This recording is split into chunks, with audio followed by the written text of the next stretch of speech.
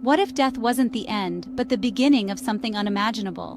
What if, in the seconds after your last breath, you awoke somewhere unknown, somewhere terrifying? This is the story of Alex Carter, a man who died one rainy night, but what he found on the other side was far from peaceful. I never believed in the afterlife. I was a man of reason, of science. To me, death was nothing more than the body shutting down, a simple, final end. Until the night I died. It happened fast. One moment he was driving home after a long shift at the hospital, rain hammering against his windshield. The next, a pair of headlights swerved into his lane. There was a deafening crash, the sound of metal twisting, glass shattering, and then silence. When Alex opened his eyes, he expected pain. He expected the wreckage of his car, the distant wail of sirens. Instead, he found himself standing in the middle of a vast, empty road stretching endlessly in both directions. The air was thick with fog, cold and suffocating. Something was wrong. Hello? He turned around, searching for his car, for any sign of what had happened. But there was nothing. Just the road, disappearing into the mist. His breath came in ragged gasps as he took a hesitant step forward. His voice barely echoed before being swallowed by the silence. Then he saw it, a shadow shifting in the fog ahead, not walking, not moving, but watching. His skin prickled with unease. Who's there?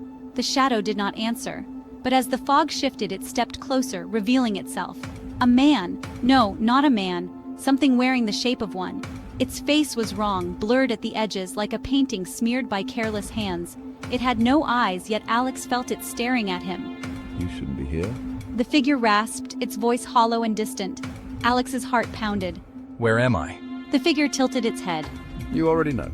A chill ran down his spine. Deep down, he did know. Somehow, someway, he had died. This was after. But if that was true, why was he still here? His thoughts were cut off by a sound, a whisper coming from the fog. It was faint at first, a soft murmur, but it grew louder, overlapping voices speaking in hushed, frantic tones. What is this? Some begged, some screamed, others laughed, a sick, distorted laughter that sent shivers through Alex's bones. He took a step back. The shadow figure did not answer. Instead, it slowly raised one hand and pointed behind him. Alex turned. And then, he saw himself. His body lay crumpled in the wreckage of his car, blood pooling beneath him. He saw paramedics working desperately, their voices urgent. We need to stabilize him now. Hang in there, buddy. Stay with us. He saw his own face, pale, lifeless. And beside his body, standing in the rain, was another figure, a woman. She was watching him, just as the shadow had. But unlike the faceless being before him, she looked familiar. Too familiar. Mom? She smiled, sad and knowing. It's time to go, Alex. Panic clawed at his chest. Go where? She extended her hand. Come with me. He hesitated, glancing back at the faceless figure. The whispers grew louder. The fog thickened. The air felt charged with something ancient and unknowable.